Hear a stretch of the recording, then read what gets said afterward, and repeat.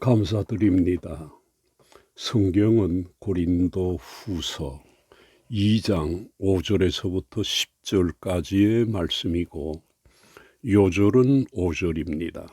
근심하게 한 자가 있었을지라도 나를 근심하게 한 것이 아니요 어느 정도 너희 모두를 근심하게 한 것이니 어느 정도라 하면 내가 너무 지나치게 말하지 아니하려 함이라. 아멘. 오늘 본문 5절에 근심하게 한 자라고 합니다. 그래서 이 시간에는 근심하게 한 자에 대해서 말씀하려고 합니다. 그러면 누가 무슨 일에 근심하게 한 것일까요? 오늘 본문에서 밝히고 있지 않으나 매우 심각한 범죄였다는 것을 알 수 있습니다. 왜냐하면 근심하게 한 사람에 대해서 6절에서 이렇게 말하고 있기 때문입니다. 이러한 사람은 많은 사람에게서 벌 받는 것이 마땅하도다라고 한 때문입니다. 우리가 이러한 내용에서 알게 되는 것이 있는데 그것은 사람이 교회에 다니면서 칭찬받고 사람들을 기쁘게 하는 사람이 되어야지 범죄함으로 사람들을 근심시키는 사람이 되어서는 안 되는 것입니다. 그러면 그것이 자기 자신에게로 돌아오게 되는 것입니다. 그리고 교회가 할 일이 많은데 교회를 근심하게 하면 그만큼 교회의 에너지가 해야 할 일에 쓰지를 못하게 되는 것입니다. 그러므로 교회가 내적으로 염려와 근심이 없이 성령으로 충만하여 교회의 사명을 유감없이 할 수 있게 해야 합니다. 그러므로 우리 한 사람 한 사람이 경건하게 살아 교회의 힘이 되어야 할 것입니다. 저와 여러 성도님들이 이렇게 하시기를 주의 이름으로 부탁합니다. 그런데 교회에서 남들이 근심하게 할 만한 범죄를 저지르게 되었을 때에 그에게 그 어떤 일이 생길까요? 이것에 대해서 6절에서 이러한 사람은 많은 사람에게서 벌받는 것이 마땅하도다라고 하신 말씀에서 볼 수 있는 것처럼 많은 사람들로부터 눈총을 받게 되고 지탄을 받게 되는 것입니다. 많은 사람들에게서 칭찬을 받는 것이 아니라 벌받아야 마땅한 사람이 되니 그 대가가 만만치 않은 것입니다. 그것 또 다른 것이 아니라 교회의 사람들에게서 벌받아야 마땅한 사람이 되었으니 그의 교회 생활이 힘들게 되는 것입니다. 사랑하시는 성도 여러분, 교회 생활을 즐거워야 합니다. 그래야 교회에서 새 힘을 얻게 되고 이 거칠은 세상에서도 승리를 하게 되는 것입니다. 그러므로 우리가 교회 내적으로 그리고 교회 밖에서도 경건한 삶을 유지해야 합니다. 그래야 교회 생활이 즐거워지는 것입니다. 그리고 이것이 하나님께 영광이고 교회에 유익을 끼치는 것이고 내 자신에게도 큰 유익이 되는 것입니다. 그리고 바울은 범죄를 저지름으로 많은 성도들로부터 벌받아야 할 마땅한 사람에 대해 무엇이라고 합니까? 7절에서 이렇게 말씀하시고 있습니다. 너희는 차라리 그를 용서하고 위로할 것이라고 합니다. 이처럼 바울은 범죄한 사람을 권면하는 것보다 벌을 해야 할 사람들에게 용서는 물론이고 위로까지 하고 사랑까지 하라고 합니다. 우리가 바울의 이런 권면에서 볼 수 있는 것처럼 바울은 잘못한 사람에 대해서 넓은 사람이었고 대범한 사람이라는 것을 알 수 있습니다. 그런데 바울의 이런 대범함이 그 어디에 근거를 둔 것일까요? 한마디로 복음에 근거한 것입니다. 이처럼 우리들도 복음이 되시는 예수 그리스도를 믿을 뿐 아니라 복음을 우리의 삶에 적용시켜야 합니다. 다시 말해서 우리의 삶이 복음적이어야 합니다. 이렇게 하는 것이 믿는 사람으로서 마땅한 바이기 때문입니다. 용서하는 것은 물론 오늘 본문에서의 바울의 권면처럼 오히려 위로를 해야 합니다. 사랑하시는 성도 여러분, 이 마땅한 도리를 우리들의 것이 되게 하여야 합니다. 왜냐하면 문제가 크게 생긴 교회를 보면 범죄한 사람의 문제보다는 이것을 용서하지 못함으로 더 큰 문제를 야기하는 경우가 더 많습니다. 그러므로 용서는 교회와 우리 성도들의 필수사항입니다. 그리고 우리가 범죄를 하거나 교회를 근심되게 한 사람을 용서해야 되는데 그 이유는 우리가 용서를 받은 사람들이기 때문입니다. 그러면 바울이 범죄를 해서 온 교회에 근심을 끼친 사람에 대해서 용서뿐 아니라 위로까지도 왜 하라는 것일까요?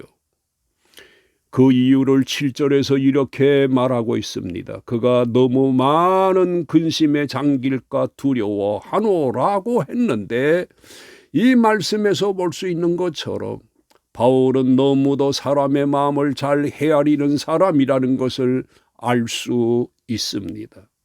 이처럼 우리들도 사람의 마음을 잘 헤아리도록 합시다. 사람이 다른 사람의 마음을 헤아린다는 것 대단한 사람입니다. 그러면 바울이 어떻게 사람들을 근심시킨 사람의 마음을 헤아리고 있을까요? 그것은 범죄해서 온 교회를 근심에 잠기게 한 사람이 자신의 행동에 대해서 누가 뭐라 하고 하지 않아도 그가 자책을 하고 근심 중에 있기 때문에 그에게 더 이상 나무라지 말라는 것입니다.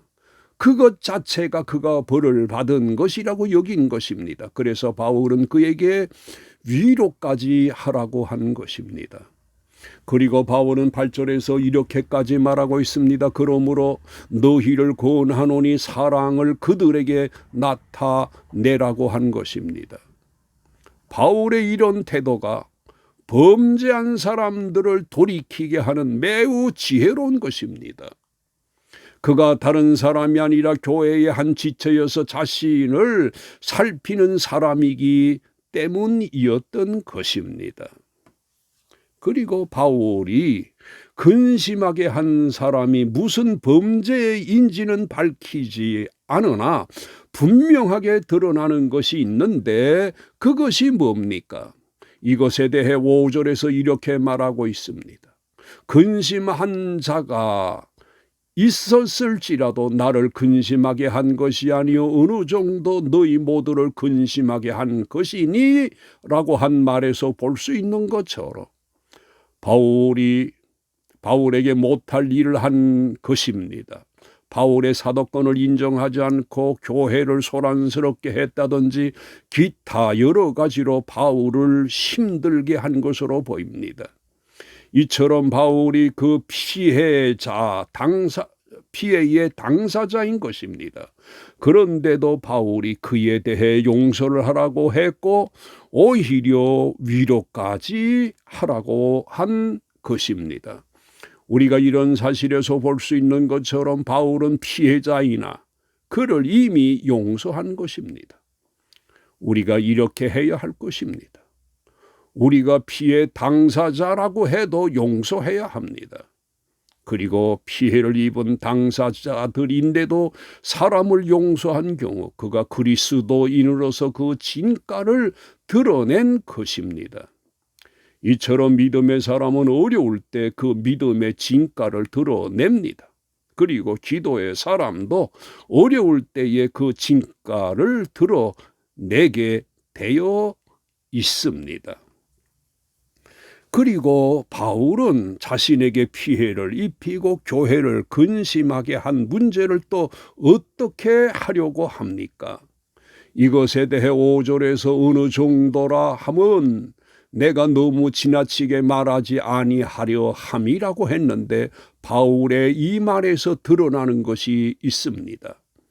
그것은 바울이 이미 생겨진 문제를 크게 확대하려는 것이 아니라 오히려 문제를 작게 하려고 애를 쓰고 있다는 것을 알 수 있습니다. 바울의 이런 모습은 아름다운 모습이고 우리들이 본을 삼아야 할 일입니다.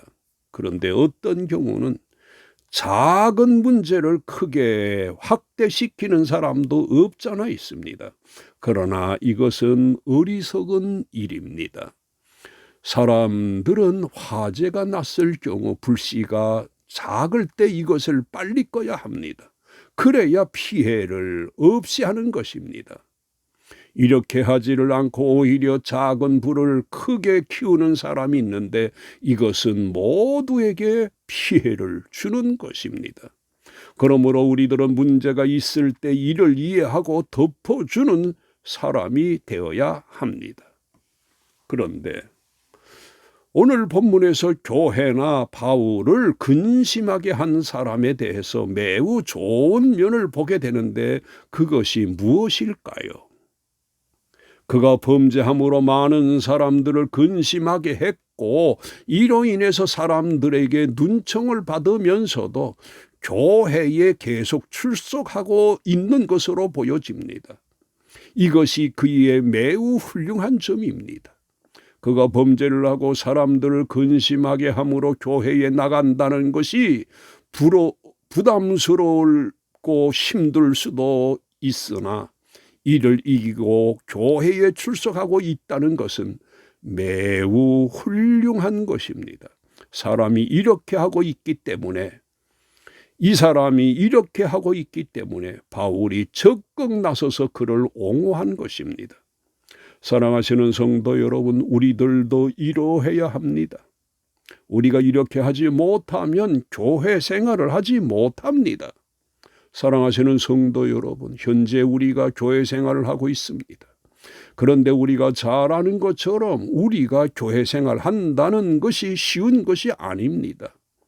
왜냐하면 우리를 교회에 나가지 못하게 하는 것들이 매우 많습니다. 먼저는 내 자신의 시험입니다. 그리고 또 다른 것은 주위의 사람들이 우리가 교회에 나가는 것을 여러 가지 방법으로 막습니다. 그래도 우리가 이것을 이기면 하나님께서 그에게 특별한 역사를 하시는 것입니다. 그런데 왜 바울이 자신과 교회를 온통 근심하게 한 사람을 용서하고 그를 위로하라고 한 것일까요? 이것에 대해 11절에서 이렇게 말하고 있습니다. 이는 우리로 사탄에게 속지 않게 하려 함이라고 말하고 있습니다. 우리가 이 말씀에서 볼 수 있는 것처럼 사람이 잘못한 사람을 용서하지 못할 때 그것은 다른 이가 아닌 그 자신에게 큰 손해가 되는 것입니다. 그리스도에 속한 사람의 행동이 아니라 사탄에게 속한 사람의 행동이 된다는 것입니다. 속는다는 것입니다. 그러므로 우리는 사탄에게 속지 말아야 하는데 마귀는 우리들의 옹졸한 마음을 통해서 역사하는 것입니다. 결론적으로 우리는 믿음의 사람으로 조심 있게 생활함으로 교회를 근심시키는 것이 아니라 오히려 교회에 기쁨이 되는 사람이 되어야 할 것입니다.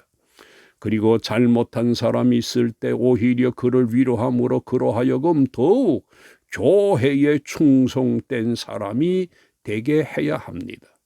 모두 이런 사람이 되시기를 주의 이름으로 축원합니다. 하나님 감사드립니다. 우리가 용서의 사람이 되기를 원합니다. 예수님의 이름으로 기도드립니다. 아멘.